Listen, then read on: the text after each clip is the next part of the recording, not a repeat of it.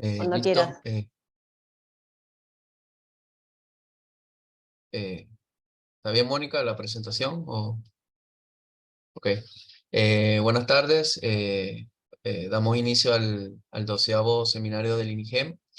Para esta oportunidad tenemos la presencia de la magíster Mónica Giuliano, quien es tesista doctoral bajo la tutela del doctor Humberto Torres. En esta oportunidad nos viene a hablar sobre la selección de parámetros para el procesamiento del habla y la clasificación de personas con y sin enfermedad de Parkinson. Quisiera recordarle apagar por favor el micrófono durante la exposición y una vez terminado comienza el tiempo para las preguntas. Cuando quieras, Mónica.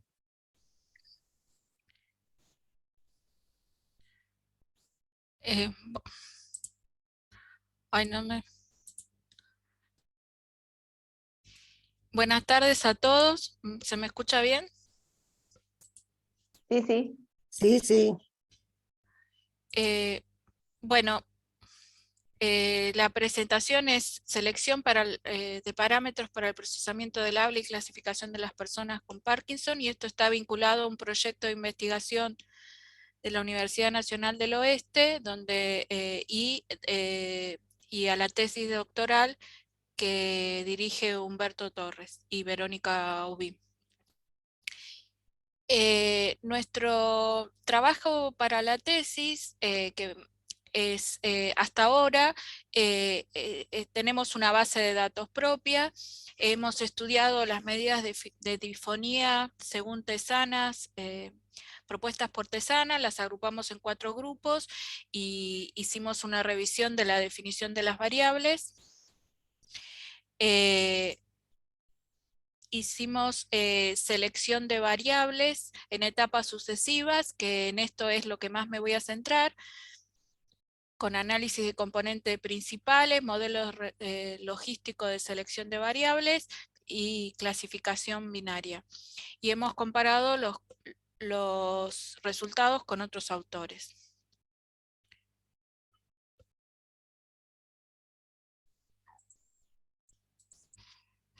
El objetivo aquí es presentar sobre todo la selección a partir de 339 variables a 11 variables para la predicción automática de la enfermedad de Parkinson y mostrar el contexto del proyecto. En la enfermedad de Parkinson, la evaluación de la voz sería una de las formas de evaluación de los pacientes que actualmente no se usa con mucha... no se usa en general. Nosotros estamos trabajando con algunos médicos y ellos ven cambios pero no los tienen cuantificados. En el 2019, junto con el Hospital Posadas y el Hospital Rivadavia, la Universidad Nacional de La Matanza, donde donde yo estaba en ese momento trabajando, se trabajó se construyó una base de datos con enfermos de Parkinson.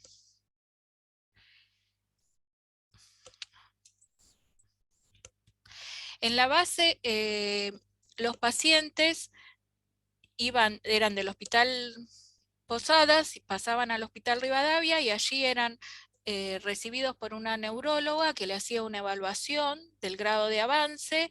Luego pasaban a una especie de cabina donde hacía la grabación de la voz, con una fonoaudióloga y un técnico en sonido de la Universidad de La Matanza, y luego pasaban a una endoscopía realizada por una médica otorrinolaringóloga.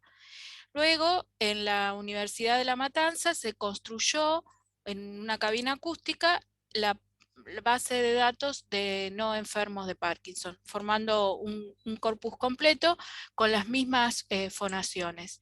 Lo que se grabó fue la fonación de la A durante 3 segundos, 1 o 2 veces según la persona, la fonación de las vocales I y U, la repetición de la palabra patacá, la frase Betty, qué inmensa alegría escucharte, cuando vengas para fin de año quiero llevarte a recorrer toda la Argentina, que es una frase propuesta por el grupo LIS, particularmente por el doctor Gurlekian. Los audios se grabaron de dos maneras, con un micrófono condenser y placa de sonido, y simultáneamente sobre el escritorio se colocaba un celular como un Samsung J7. Las características de la muestra, esto es una reducción de la base. La base más o menos tiene 120 voces grabadas, pero acá hay una selección de 108, donde hay 59 femeninos y 49 masculinos. El tiempo del diagnóstico de la enfermedad iba de 6 meses a 15 años, con un promedio de 6 años, y todos los pacientes estaban en ON. Eso significa que estaban en el mejor estado de medicación. El UPDRS estaba entre 12 y 53, lo que indica no muy avanzada la enfermedad. Bueno, en la selección de variables tenemos 4 etapas: la revisión de la definición de las variables, el análisis de componentes principales, los modelos logísticos de penalización y la clasificación binaria. En la revisión de las variables usamos, como ya dije, el modelo de Tesanas, que es un software que elabora está hecho con MATLAB y devuelve medidas de difonía. Él mismo utilizó en varios artículos estas medidas y sigue trabajando con ellas. Las medidas de difonía las agrupamos nosotros en 4 grupos. Hay 209 tipo Jitter, 22 tipo Shimmer, 24 de tipo armónico ruido relacionadas con el cierre incompleto de las cuerdas vocales, y 84 de coeficientes septrales vinculados a los problemas de articulación. Todas estas variables fueron medidas sobre la fonación de la vocal A. Inicialmente el software de MATLAB entregaba 339 variables, pero se hizo una limpieza porque había variables repetidas o valores constantes y quedaron 297. A partir de estas 297 se hizo un análisis de componentes principales para reducirlos y poder trabajarlos. Eran más variables que individuos, teníamos 108 individuos, 297 variables. Bueno, primero voy a hacer una introducción de qué es el PCA o análisis ACP, según el español, o el PCA es la sigla en inglés. Lo que yo tengo una tabla inicial de, por ejemplo, de 5 variables, se realiza una matriz de covarianza o de correlaciones y se construyen autovalores y autovectores, y el objetivo es de esta tabla grande original pasar a una tabla reducida. Por ejemplo, en un espacio de 5 dimensiones pasar a un espacio de 2 dimensiones.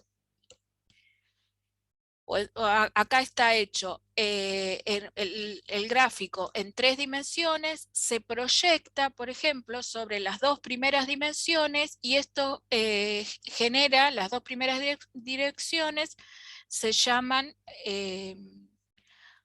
plano principal. O sea, yo tengo acá en los ejes, a la izquierda, tengo variables. En estas variables se generan ejes, que son las componentes principales, y luego se proyectan los individuos y las variables en ese plano de las componentes. ¿Cómo se construyen esas componentes? Acá tengo 2 variables que estarían en los ejes vertical y horizontal, y una nube de puntos que son los individuos. En la dirección donde hay mayor variabilidad de los puntos se coloca el primer eje de la componente principal. Perpendicular a este eje se coloca el segundo eje en la dirección de mayor variabilidad. En este caso es la única posible, centrado en el, en el centro de gravedad, sería en el centro de la inercia, donde sería el punto medio de la nube. Entonces, yo tengo las variables en los ejes, esas variables tengo proyectado a los individuos, que son los puntitos rojos, luego se generan los ejes, que son los verdes, las componentes principales, y en estas componentes proyecto cada uno de los individuos. Luego, paso de los vectores de las variables a los vectores de las componentes principales. Hay dos espacios. Uno es el espacio de los individuos que vengo proyectando sobre las componentes principales, y otro es el espacio de las variables donde se proyectan también en las componentes principales. Tengo dos espacios diferentes y hay una transformación matemática para que pueda realizar un gráfico biplot donde pueda proyectar tanto las variables como los individuos.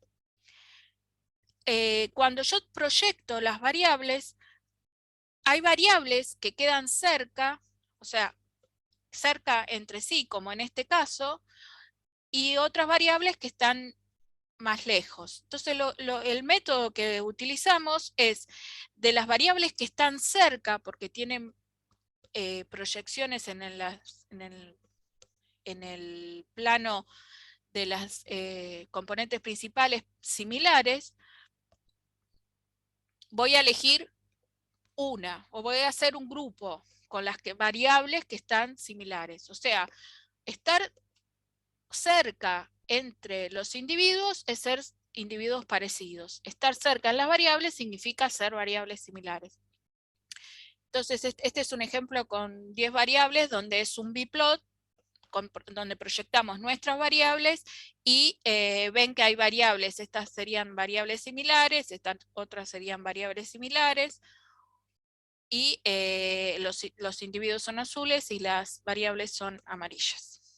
Y tienen una línea desde el centro, que sería el 0, 0. ¿Ven? Acá está el 0 y acá está el 0. En el centro de inercia es que está el 0, 0 de las componentes. En este eje tengo la componente 1 y en este eje tengo la componente 2.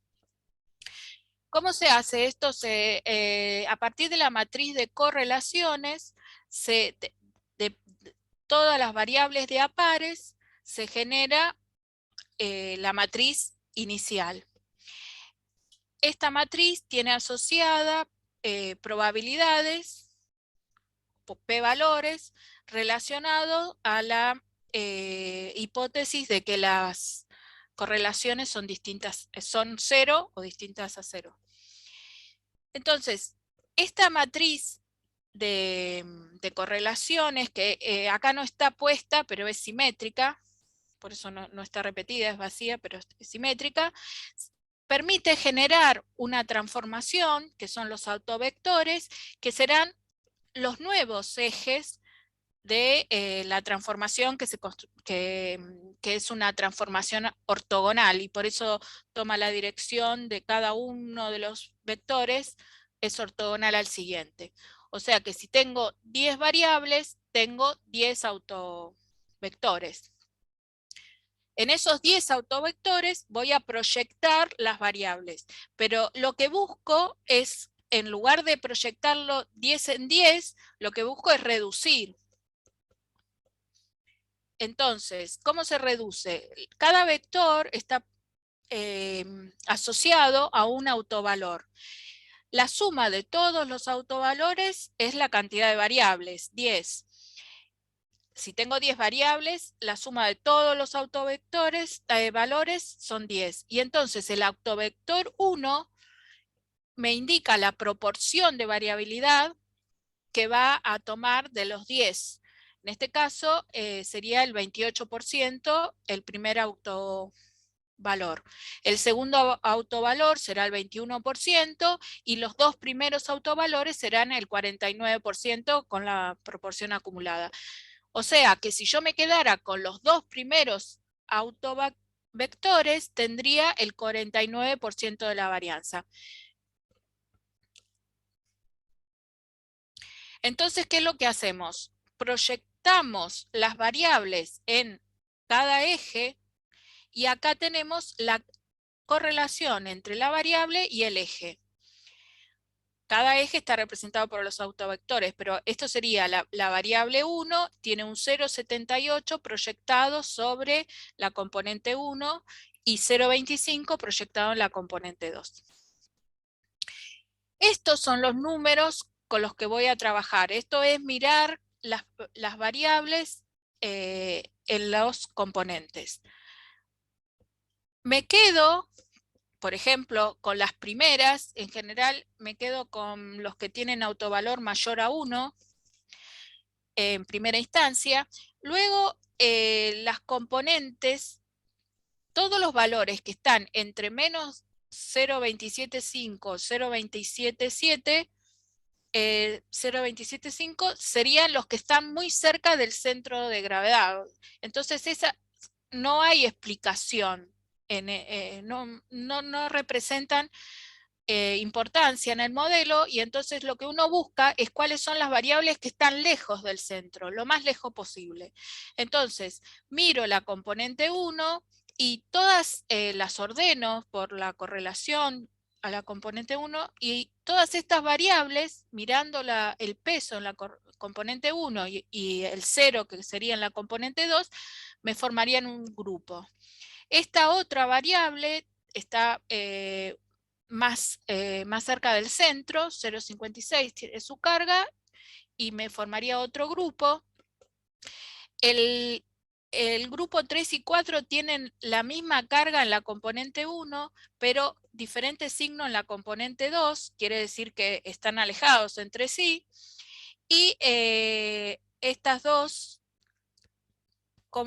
la 58 y la 52, forman un nuevo grupo, la 71 otro grupo, y la 65 no tiene carga en ninguna de las dos variables. Entonces, en este caso yo tendría 6 grupos. De las 6 grupos, cuando tengo un grupo, tengo que decidir cuál de las 3 variables voy a usar, porque es como que lo que estoy suponiendo es que las 3 variables tienen correlaciones similares, entonces podría reemplazarlas solamente seleccionando una del grupo. El criterio para seleccionar una del grupo es que tengan diferencias de media significativas entre enfermos y no enfermos, y de que el coeficiente de variación, que es el desvío sobre el promedio, en los enfermos sea mayor que en los no enfermos. O sea que tratamos de que la variable que elijamos sea la que más diferencias muestra entre enfermos y no enfermos. Bueno, y este algoritmo que estuve explicando es que lo estamos tratando de programar, porque lo hacemos a mano. Entonces, acá está en el centro de gravedad, y entonces estamos eligiendo variables que son similares. Entonces, con este procedimiento pasamos de 297 variables a 29. Y luego, como nosotros estábamos comparando con Tesanas, le sumamos 6 variables más que a nosotros no nos habían quedado en la selección, y a él sí. Él utilizaba otro método en este artículo. Bueno, entonces nos quedaron 35 variables, estaban en los 4 grupos las 35 variables, y miramos el correlograma de las 35 variables. Se observa acá en general colores claros, lo que significa poca correlación entre las variables, que era lo que estábamos buscando, y alguna más se seleccionó porque tenía alta correlación. Alguna de las naranjas se volvió a seleccionar. Luego de eso se usaron métodos de regularización o logística o métodos que lo que buscan es hacer una nueva selección de variables. Entonces, lo voy a explicar en regresión múltiple, pero en realidad nosotros no tenemos una regresión múltiple. Pero como es algo más conocido, lo explico aquí. Yo tengo una regresión múltiple, tengo una variable i, que va a ser la que predice, y coeficientes beta, beta 0 más beta 1, beta 2, tantas betas como variables tenga. El modelo de penalización o regularización lo que hace agregar al modelo de regresión es una condición a los betas.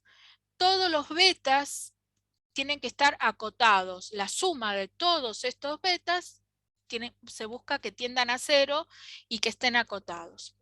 El método permite evitar sobreajuste, reducir varianza, atenuar el efecto de la correlación entre los predictores, o sea, entre las X y, que son las variables predictoras, minimizar la influencia en el modelo de los predictores menos relevantes. Busca un modelo con mayor poder predictivo y está especialmente indicado cuando el número de predictores o variables es mayor que el número de las observaciones. Entonces, el método se llama, el primero que usamos es Lazo, que lo que hace es minimizar los coeficientes beta i de la regresión con un hiperparámetro lambda. Cuando ese hiperparámetro es 0, tendría la condición de la regresión. Entonces, yo tengo en la regresión la diferencia del valor medido con el valor predicho por la regresión. Esa diferencia al cuadrado son todos los residuos al cuadrado. El i sub i sería el valor medido y este sería el valor predicho por la regresión. Más el término de lambda, el hiperparámetro, por la suma de todos los coeficientes betas estos, los de 1 en adelante. Esto sería la suma de los residuos al cuadrado más el lambda por la condición. El lambda, cuanto mayor sea, voy a conseguir menor varianza, mayor selección y mayor sesgo también. Así que necesito de alguna manera seleccionar el mejor lambda posible.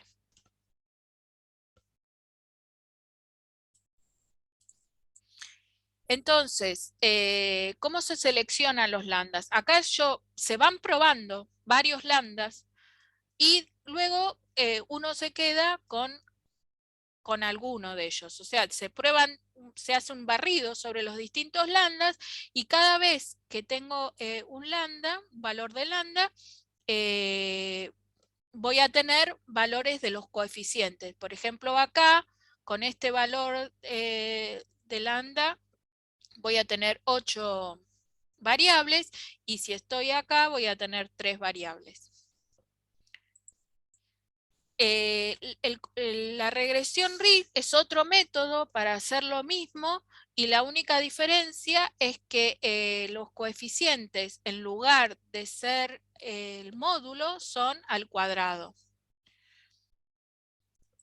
Entonces, la diferencia entre Lazo y RIG es el módulo representa los coeficientes de 2 betas.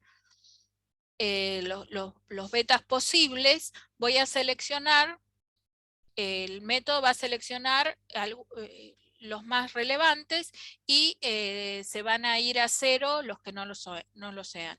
En cambio, el método Ritz, al ser al cuadrado, es como que les da a todos los coeficientes la misma importancia y trata de reducir todos en forma proporcional. Entonces se usa otra forma que se llama Elastic Net, que es una combinación lineal de ambos y uno puede elegir un coeficiente con una parte Riggs y otra parte lazo. Si alfa es 0, es solo Riggs, y si alfa es 1, es regresión lazo. Entonces, Elastic Net en general son alfas entre 0 y 1. Y entonces acá está el grafiquito entre el círculo y el ROM, tengo el Elastic Net. Bueno, entonces hago la barrida de lambdas. Para cada lambda que uno propone, bueno, esto se hace todo con un algoritmo, se hace una validación cruzada, se divide la muestra en partes y, por ejemplo, acá tengo en 4 partes azul, y entonces se toman 3 partes, se genera el modelo de regresión con esas 3 partes, luego se valida en la parte que no fue usada en la elaboración del modelo y se calcula el error cometido con la evaluación. Luego se cambia, se usa estas 3 en la validación, en la generación del modelo y se calcula el error en el segundo, luego en el tercero y luego en el cuarto. Para cada caso se calcula el error cuadrático medio, que es una medida que me permite evaluar el modelo. Se calcula para cada uno el error cuadrático medio y se puede promediar ese error y sacar el desvío del error. Con ese método se elige el mejor lambda. Las recomendaciones son, se hace una barrida de los lambdas, queda un gráfico así, se elige el mínimo de la curva esta del error cuadrático medio respecto del parámetro lambda y se elige el mínimo y el mínimo más un desvío. Estos son los 2 lambdas recomendados. En nuestro caso, habíamos dicho que no es una regresión lineal, sino una regresión una regresión múltiple, sino que es una regresión logística. ¿Por qué? Porque la variable i tiene 2 valores posibles, es binaria. Enfermo sería 1, no enfermo sería 0. Y entonces lo que se modela no es una probabilidad. La probabilidad es esta sigmoide que está acá, y entonces a partir de esta sigmoide que modela la probabilidad, se decide por el valor 1, que serían los azules en este caso, que serían los enfermos, o serían los sanos. Se hace un corte a partir del cual decido si le corresponde el valor 1 o el valor 0. Entonces, ¿qué cambia? En cada validación cruzada que nosotros usamos, lo partimos en 5, en lugar de calcular el error cuadrático medio, se calcula lo que se llama devianza, que sería el equivalente al error cuadrático medio, se grafica la devianza en función del lambda y se calcula el mínimo de la devianza y el mínimo más un desvío. O sea, se calcula la devianza en cada parte de la validación cruzada, se promedia la devianza y se calcula el desvío de la devianza y luego se elige. Esto se hace, una vez que se hace, se realiza, una vez que se le seleccionó el lambda, se proponen la selección de variables, que era lo que estábamos buscando. Entonces se usó el modelo de penalización lazo con el lambda igual al mínimo y con el lambda igual a el mínimo más un desvío. Y luego se usó un modelo de LastingNet donde el 70% era penalización lazo y el 30% read con el mínimo más un desvío, y un modelo de LastingNet 50% lazo, 50% read, el mínimo más un desvío.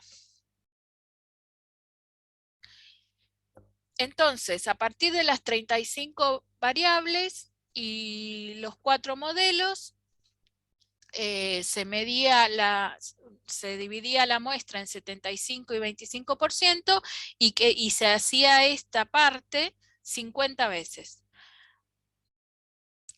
Con estos 50 veces se hacía un ranking de cuáles eran las variables, cuántas variables quedaban seleccionadas. Por ejemplo, la variable 1 quedó seleccionada 26 veces con el modelo 1, no, 26% con el modelo 1, 12% con el modelo 2 y con los ElasticNet 22 y 40%. Se hacía el promedio 25%. O sea, la variable 1 quedó seleccionada entre las 50 iteraciones en que se repitió esto de la selección de variables, 25%. Y la variable 152, por ejemplo, quedó el 97,5%. Y en los ElasticNet siempre quedaba seleccionada y en lazo 96% o 94%. O sea, las variables que más veces quedaban seleccionadas en las iteraciones eran las que nos interesaban. Y, bueno, y después se comparó en cada una de las iteraciones, se calculaba el área bajo la curva ROC, el mínimo, el máximo y el promedio. Bueno, esto después se comparó con Tesanas, que eran los otros autores que estábamos tomando como referencia, y algunas coincidían y otras no. Las variables seleccionadas, se miró el intervalo de confianza para la media, la diferencia entre enfermo y no enfermo cuando era normal. Luego se miró algunos gráficos, o sea, se hizo un análisis de las variables seleccionadas. En general esto se ve que hay una superposición. Una vez que yo tenía las variables seleccionadas, usaba un modelo de clasificación para enfermo y no enfermo.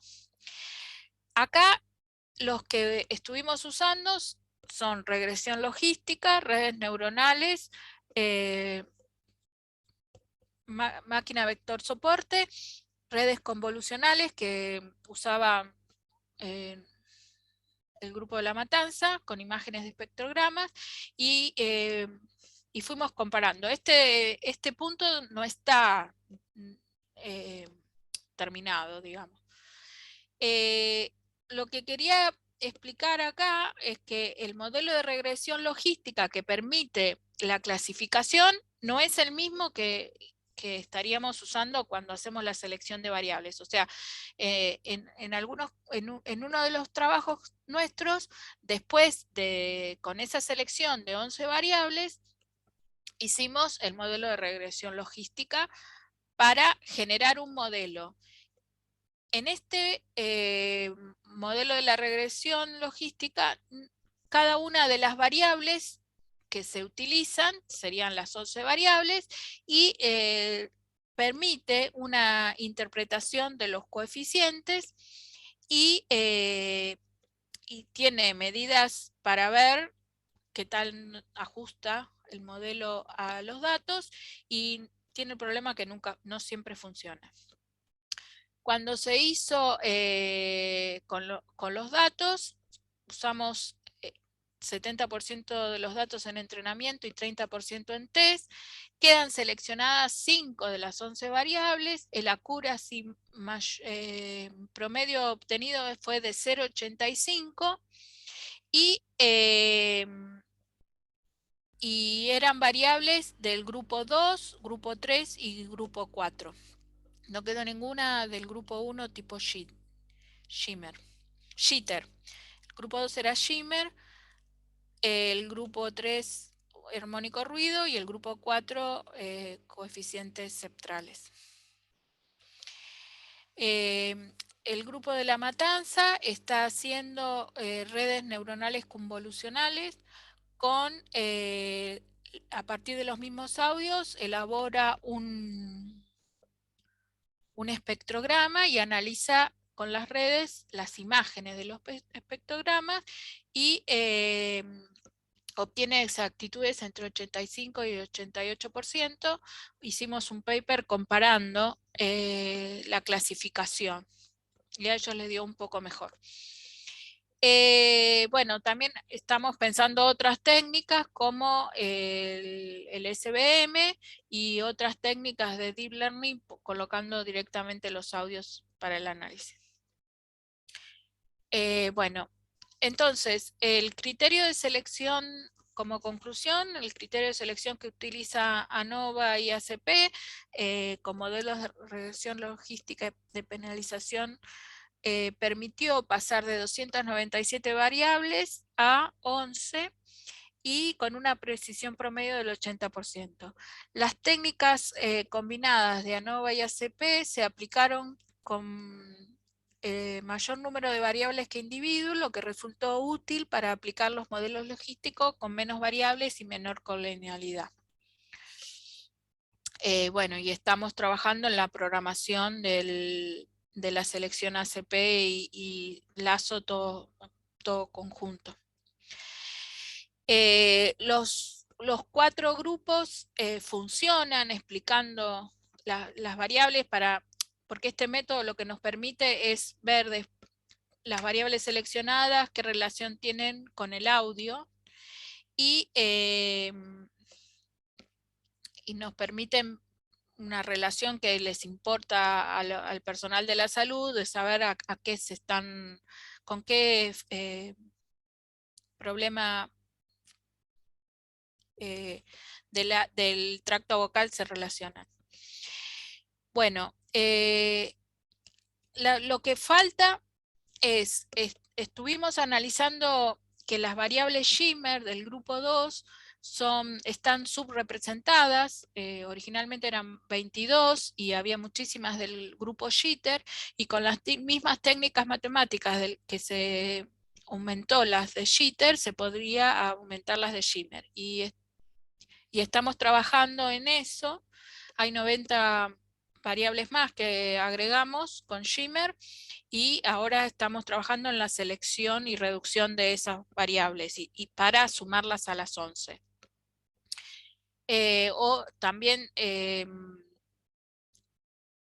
se piensan en explorar otras medidas de fonación,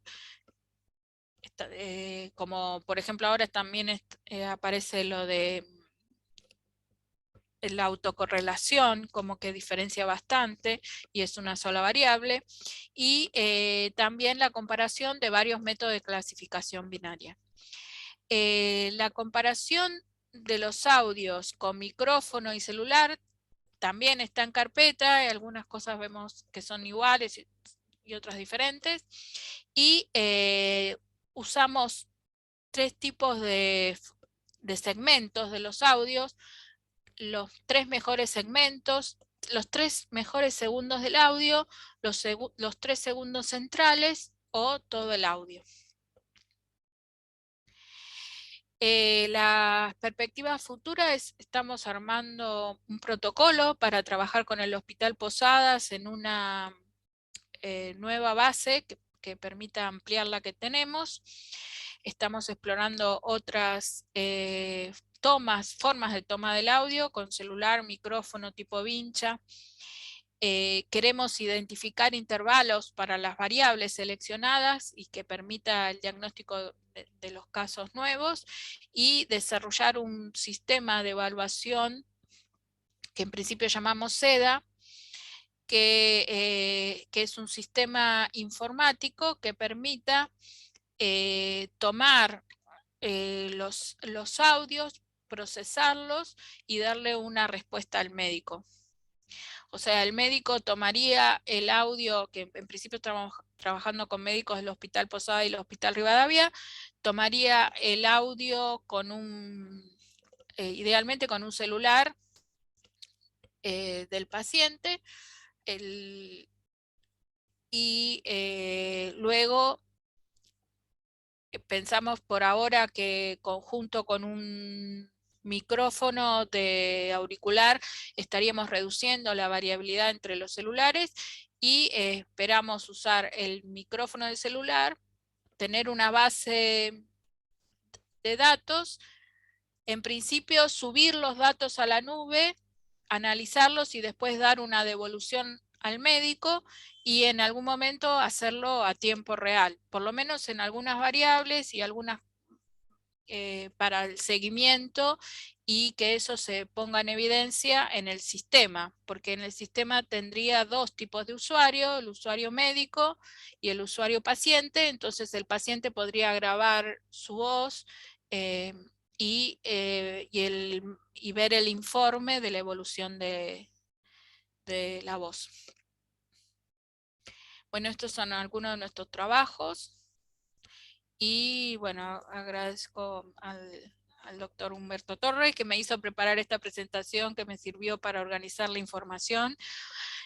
Y bueno, el proyecto de la Universidad de La Matanza y de la Universidad Nacional del Oeste, y a la construcción de la base, que fue posible gracias a la Universidad de La Matanza, el Hospital Rivadavia y el Hospital Nacional Posadas. Bueno, nada más. Muchas gracias, Mónica. Ahora comenzamos con las preguntas. A ver en el chat. Ariel tiene una consulta.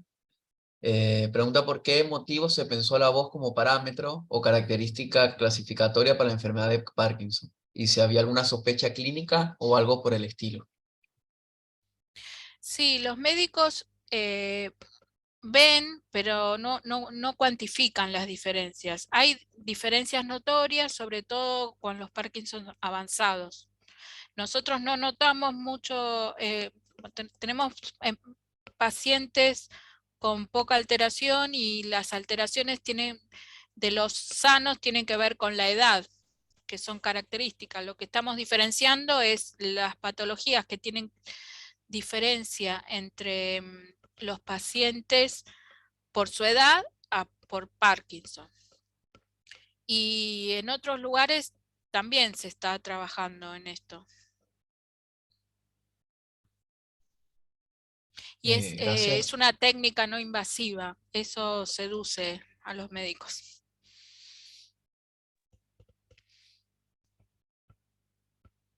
No sé si te respondí, Ariel.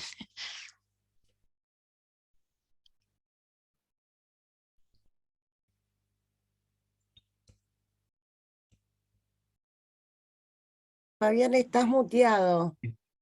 Sí, ahora sí. Sí, ahí colocó Ariel que sí. Que muchas gracias. A ver, Marcelo, ¿tiene una pregunta? Bueno, Mónica, la verdad que es asombroso que puedas entender todo eso. Para mí es un dogma de fe. Lo estoy tomando como un dogma de fe, creo en eso, amén. Pero no, la pregunta, y la verdad es un trabajo espectacular, la pregunta mía va, el Parkinson, como toda enfermedad neurológica, es sumamente compleja, ¿no? Sí. Y a veces puede llegar a tener aristas que pueden solaparse con otro tipo de patologías que no son específicamente Parkinson. Dentro de toda esta maraña matemática y todo esto que ustedes hacen, ¿puede haber alguna situación en donde se pueda cruzar y decir, bueno, este es Parkinson, pero resulta que también puede ser otra patología.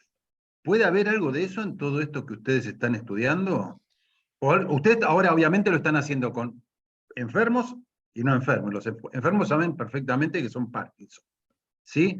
Pero ¿se puede cruzar con alguna otra patología sin, neurológica, neurodegenerativa? Lo que la nueva base, lo que va a buscar es tener enfermos con distintos grados de avance de la enfermedad y distintas características. No todos los parkinsonianos tienen temblores, por ejemplo. Hay como dentro, es un mundo el mismo Parkinson, o sea, hay distintos diagnósticos y seguramente vamos a ver que esto funciona más con un grupo de pacientes que con otros. La idea es identificar esos pacientes donde la voz, por ejemplo, en el Hospital Posadas se opera a los pacientes, se le hace intervención y el cambio en la voz se ve durante la operación. O sea, hay temblores que afectan mucho la voz y hay pacientes donde es muy notorio el efecto de la voz. Todo eso, la idea es sistematizarlo, ¿sí? Y diferenciarlo de otras patologías o de otros Parkinson. Digamos, sería una herramienta para algún grupo de parkinsonianos. Bueno, perfecto. Muchísimas gracias y felicitaciones. Gracias. Lili, ¿tenías una pregunta? Sí, bueno, Mónica, muchas gracias por la presentación. La verdad que está bueno uno escuchar cosas con las cuales no está absolutamente familiarizado, no con el Parkinson, o sea, con el Parkinson estamos medianamente familiarizados, pero no así con todo el desarrollo de cómo se maneja toda la información, ¿no? Como dijo Marcelo, es como un dogma de fe, y también Ariel había puesto que demasiadas matemáticas en una hora, más para los que no estamos familiarizados con el análisis de los datos de esa manera, ¿no? Yo te quería hacer unas preguntas más que nada por desconocimiento de cómo se hacen estos estudios. Vos al inicio mencionaste que había, digamos, a los pacientes se le prestaba atención a la fonación de la I y de la U, ¿verdad? Sí. ¿Eso es por alguna razón en particular, esas dos vocales? Sí, se forma con la fonación de las en realidad con todas las vocales, se hace como un dibujo de las primeras formantes de las vocales, que sería el triángulo vocal, y nosotros con esas vocales hicimos ese esquema para ver si diferenciaba entre pacientes enfermos y sanos. Y tenemos una publicación en eso. Lo que más generalizado está es el uso de la fonación de la A. Ok. Y el patacá es una palabra que se usa bastante porque al pronunciarlas, la lengua tiene que ir de adelante hacia atrás y eso implica una articulación que se les dificulta a los parkinsonianos. No, te O sea, preguntaba porque como no estoy familiarizada con cómo se toman, digamos, los datos o qué datos se toman, por eso te preguntaba. Y tengo otra más en relación a eso, que vos dijiste que les hacían pronunciar una frase que había sugerido el doctor Gurlekian. sí, porque Betty, no sé qué pasaba con Betty. ¿Eso también es por alguna razón en particular, esa frase? sí, Contiene elementos que son claro, sí, importantes, es ¿no? una frase balanceada que tiene exclamación. La exclamación es otra dificultad que tienen los parkinsonianos, es como que la voz es muy tenue y siempre sin exclamación, y entonces Como también monocorde nos sería. permite comparar la entonación de la frase entre enfermos y no enfermos. Igual todavía no llegamos, no te escucho. No, que los parkinsonianos, digamos, serían como más ¿Soy yo? monocordes. Yo te escucho vos. Ah, ahora sí. No sé, se me desconectó el auricular.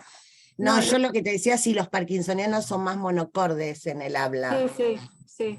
Ah, por eso es el uso así de esta frase que sugirió Sí. Jorge, que contenía exclamación y como, digamos, varios tipos de entonación, digamos, toda la frase. Claro, sí. Y ahora vamos a grabar también habla espontánea, porque eso da otros indicadores. La idea Bien, es aumentar la cantidad de indicadores. está bien. Y la última que te quería preguntar era, vos dijiste que hacían un estudio de las cuerdas vocales, ¿verdad? Sí. Que lo hacía una otorrinolaringóloga.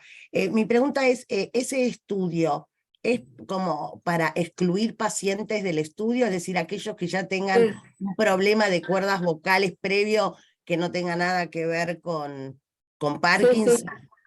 Es por eso, y hubieron hallazgos. Ahora estamos trabajando, el año pasado hicimos un workshop donde presentaron distintos especialistas y ahí la doctora Devas y Carlos Morales, que son los que hicieron el estudio, mostraron hallazgos y que van a estar reflejados en el libro que estamos armando a partir del workshop. Sí, O sea, hallazgos relacionados con Parkinson, propiamente dicho. ellos vieron que había temblores o mayor salivación. Ok. Bueno, te felicito y la verdad que es un tema bastante original, digamos. Uno está acostumbrado a escuchar trabajos de Parkinson así en el área médica, pero enfocados desde otro punto de vista absolutamente distinto. Así que bueno, te felicito y gracias por la presentación. Gracias. Acá veo preguntas. No sé. Sí. Sigue Jorge Alberto, que pregunta que qué variables podrían identificarse en el proyecto basado en espectrogramas, y parecería que el ruido es una variable común y también la expansión de F0. ¿Cuáles podrían ser otras? Claro, al mirar el espectrograma como imagen, ¿está refiriéndose, Jorge? O sea, cuando no tiene el micrófono. Jorge, estás muteado. Sí, habías comentado que al comparar con el proyecto de La Matanza, con la lectura y procesamiento del espectrograma, estaban con un desempeño similar y levemente superior por parte de ellos. Ese procedimiento que han utilizado seguramente está analizando ciertas variables. No, analiza la imagen. Entonces no se sabe cómo son redes convolucionales que no miran parámetros o miran parámetros que no tienen un sentido físico. No, está bien, pero quiero decir que aún desconociendo cuáles son las variables, están utilizando variables que observan en la imagen, que están presentes en la imagen, aunque no sean conscientes de cuáles son, aunque no sepan cuáles son. Ahora, en un espectrograma, lo que emerge más rápidamente es si está limpio o está sucio con ruido, porque el armónico suele estar delineado bien y si está inmerso en ruido, aparece perturbado o aparece degradado. Y entonces, aunque no sepan decir qué es el ruido, evidentemente esa es una información que están obteniendo y coincide con la que ustedes identificaron, con una de las variables del grupo que identificaron. Obviamente el jitter y el shimmer y esas otras variables seguramente no las están identificando, pero sí hablaste de la expansión de la F0, de la frecuencia fundamental. Entonces, una primera pregunta, ¿en esas imágenes del espectrograma tienen también el gráfico de F0 o es solo No. el espectrograma? Solo el espectrograma y se utilizan diferentes escalas de colores para la aumentación de base. Qué misterio, ¿eh? Es un misterio. La verdad que es un misterio. Verónica y Renata, que son las que lo hacen. Claro, porque, digamos, la información de colores o niveles de grises dan información de intensidad. Así que hay algún componente vinculado a la intensidad que están rescatando sin saber qué es eso, Sí. porque están viendo imágenes o píxeles, pero la mayor cantidad de información es colores de intensidad, que es lo que muestra el espectrograma, ¿no? Sí, es interesante y el haberlo comparado y que nos dé, que les haya dado mejor. Claro, no, es como que estimula para ver qué pudieron haber rescatado para identificar las variables que ustedes sí las están identificando. Entonces, tal vez darle más fuerza a los parámetros de intensidad o a las variaciones de intensidad. Podría Claro, ser esas son las de Shimmer, las que estamos tratando Claro. Sí, muy bien. Bueno, te felicito. Me parece mucho más atractivo y entendible científicamente lo que están haciendo. Que me disculpen las otras aproximaciones, pero creo que vas por muy buen camino. Gracias, Jorge. Creo que hay una etapa de selección de variables que cuando interviene la mano, digamos, el experimentador y decide, tal vez eso haya eliminado variables que podrían haberle sido más potentes. Habría que revisar la raíz, pero yo dejaría todo el procedimiento como lo has planteado tal cual está. Pero iría a mirar a ver en qué momento se seleccionó una u otra variable, ¿no? Sí, eso lo queremos revisar. Sí, y Después, otras variables sí, de otro origen, porque estas son todas claro. tetanas y queremos agregar de otro origen. Sí, después quería hacer un comentario, si me permitís, respecto a todo lo que se observa. ¿Por qué está ligado al Parkinson y no a una disfonía? Creo que va a ser o alguna variante, digamos, algún problema neurológico o de lenguaje. Entonces, va a ser muy importante tu trabajo si logra hacer la correlación con el enfermo de Parkinson y discriminando de otras enfermedades, ya no del normal o del paciente sin enfermedad, sino de otras. Eso ténganlo siempre en cuenta porque si no se va a meter en una bolsa todo tipo de alteración. ¿Por qué razón esto? ¿No? Vos lo sabés bien, porque cualquier variación en la voz va a mostrar alteraciones de ruido, de intensidad, de duración, de frecuencia. Entonces, va a ser muy atractivo ver que las variables que ustedes utilizan tienen un correlato con la enfermedad. Y sobre todo, yo buscaría por el lado de los tiempos, por la velocidad de articulación. Que eso se ve en las frases, en una frase.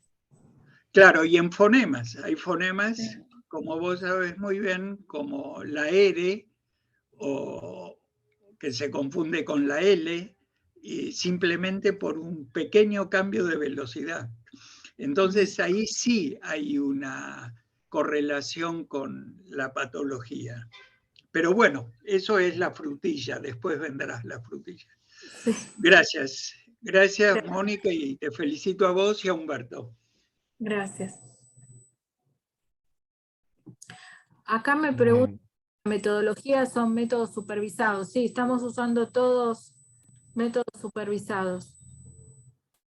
Porque tenemos la clasificación y después con eso miramos el error. Sí, no tenemos datos suficientes para estudiar métodos no supervisados o clustering. No.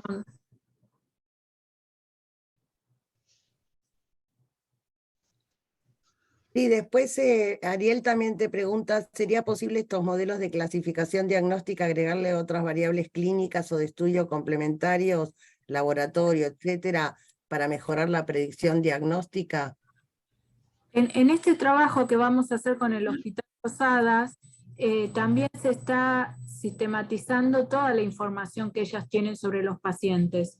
Y entonces, porque ellos la tienen desarticulada, a ellos también les interesa reunir toda la información de distintos estudios y distintas cosas de las historias clínicas, y después, o sea, estamos colaborando en el sistema informático, y después en forma anonimizada vamos a poder usar sí, otros estudios y complementarios diferentes. No hay estudios propios ni de laboratorio, ni de resonancia, ni nada que indique Parkinson todavía. Es en general, es más sobre la clínica que actúan. Y el UPDRS, que es lo que más se utiliza para evaluar la graduación del Parkinson, es muy general y no está teniendo correlación con los enfermos, con el grado de avance de la enfermedad, con el grado de afectación del habla, por lo menos en los primeros años de la enfermedad, que es como una evaluación de los síntomas que tiene el paciente. Cuando está más avanzado, sí, pero en los primeros años, que son las bases de datos que tenemos, no hay correlación. Y esperamos que sea una variable más, el habla.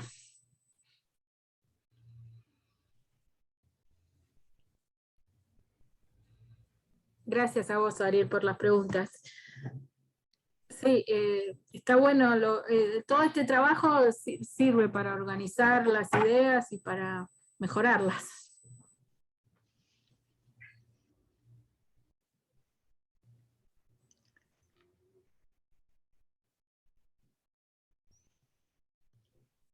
Bueno, ¿alguien más tiene alguna pregunta, alguna duda? Si quieren el PowerPoint se los dejo. Te lo mando, Fabián. Lo comparto. Buenísimo. Listo. Buenísimo. Muchas gracias. Bueno, Mónica, muchas gracias. Muy lindo y mucha información. Le agradecemos que hayas venido. Y bueno, damos culminación al seminario número 12 del INIGEM. Y bueno, estaríamos viendo el próximo lunes. Hasta luego. Gracias, Gracias. Mónica. Esperemos Gracias. volverte a ver Buenas tardes a pronto. todos. Sí, Hasta Buenas luego. tardes. esperemos. Buenas Chao. tardes. Chao. Buenas tardes. Chao, hasta luego. Chau, chau.